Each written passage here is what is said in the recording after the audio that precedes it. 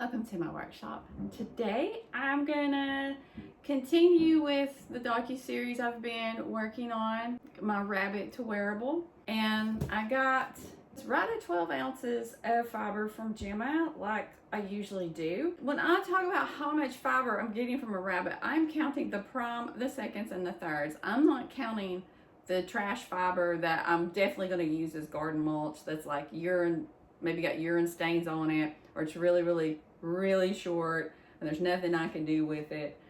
Some people do, when they tell you how much fiber they get from the rabbit, they are talking about everything, whether it's waste or not. And on some breeds of Angora, there's more waste than there is prime. Putting together my cardigan, I'm definitely going to have enough to make a cardigan and other items, especially since, as I talked about before, I'm blending this because 100% Angora cardigan wouldn't be comfortable to me and it wouldn't last. I have to build this garment, design this so that it is going to stand up to what I want it to do, which is to be more of an everyday cardigan. I made samples of merino and Angora, and then I made samples of Audiio and Angora because that's what I had in my stash.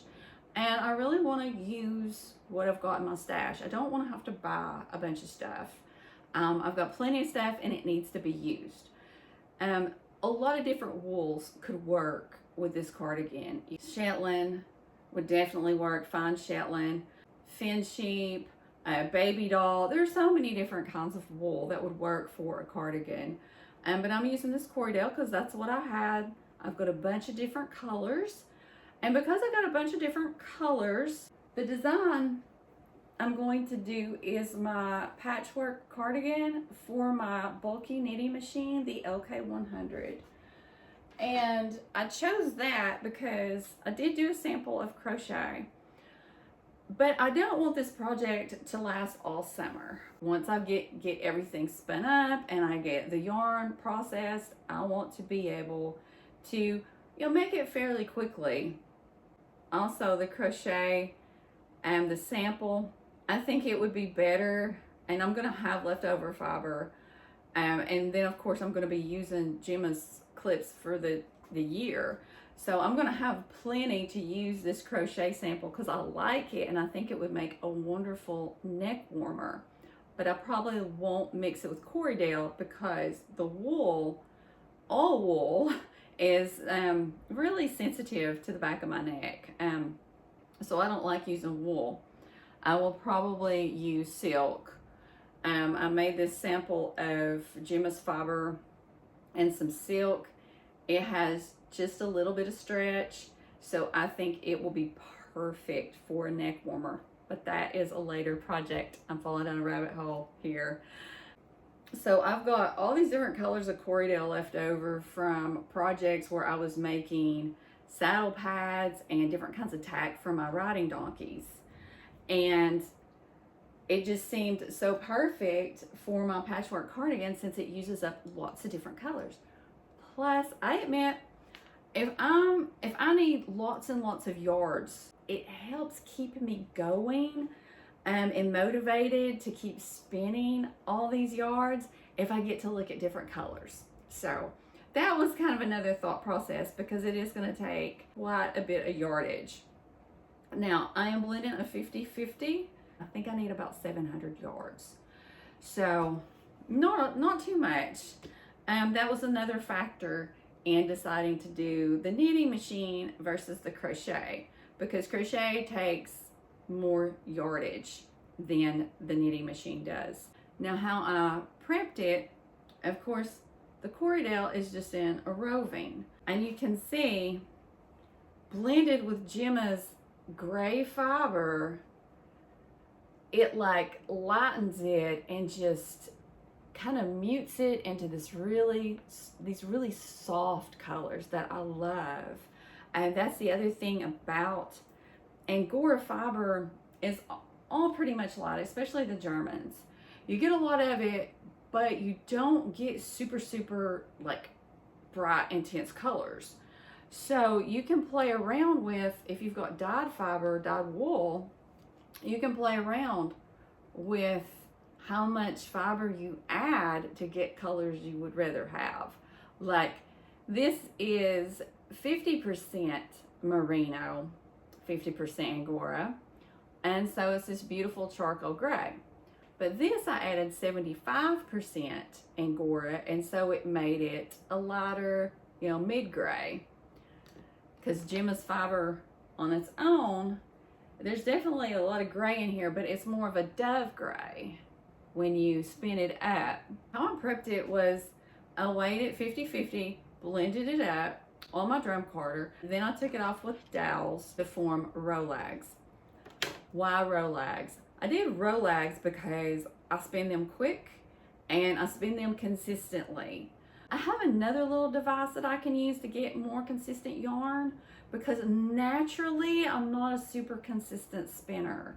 My mind tends to wander, and so then the next thing I know, I can go from a DK to like, a bulky if I'm not really careful.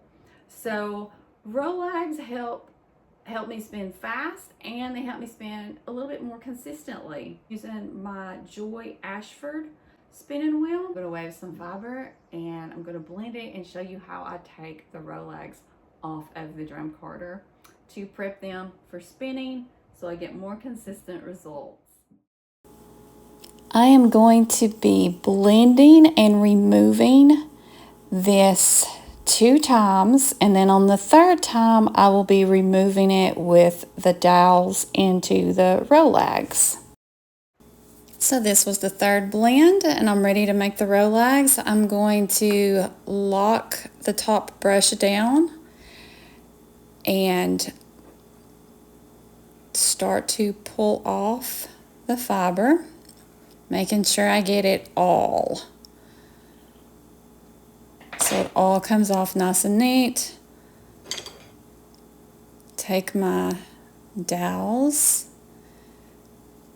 and then just start rolling and pulling the fiber up and rolling down. And when I roll it down, I want to make sure that I get really close to the wheel, so that way it grabs all the fiber and there's not a whole bunch left on the wheel.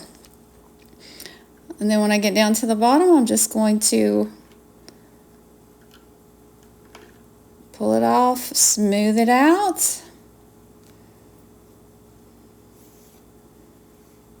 and there's my Rolag. Lift up my brush, lock it down, and repeat. I usually get 4 Rolags off of this particular drum carder. And again, this is going to be totaling 1 ounce. This is a really quick, easy way to make Rolags, so much quicker than a blending board. If I was doing this by blending board, I would never spin off of Rolags. It just takes way too long. But this is simple and quick. And there you go. That's how easy it is to prep fiber and take it right off the drum carder. Now I am using a Swatch, not sure if I'm pronouncing that right, finest drum carder. And this one is actually my mom's. It's a smaller one. I hope she never wants it back. And then I've got a big wide one that I can use if I'm wanting to make like 3 and 4 ounces at a time on. I've got a lot of fiber to blend and a lot to spin. In the next episode, I will talk about spinning the yarn and how I'm going to finish it, because especially since I'm using a knitting machine, the finishing is very important. I don't want to do anything that causes like it to bloom out crazy. So finishing is important always, but especially when you are using a knitting machine. I hope you guys like this and it's giving you some ideas and making you think about what you can do with Angora fiber, how you can use it in everyday garments, and really get the most enjoyment out of it possible. Hope you're having some fiber fun today. Y'all have a good one.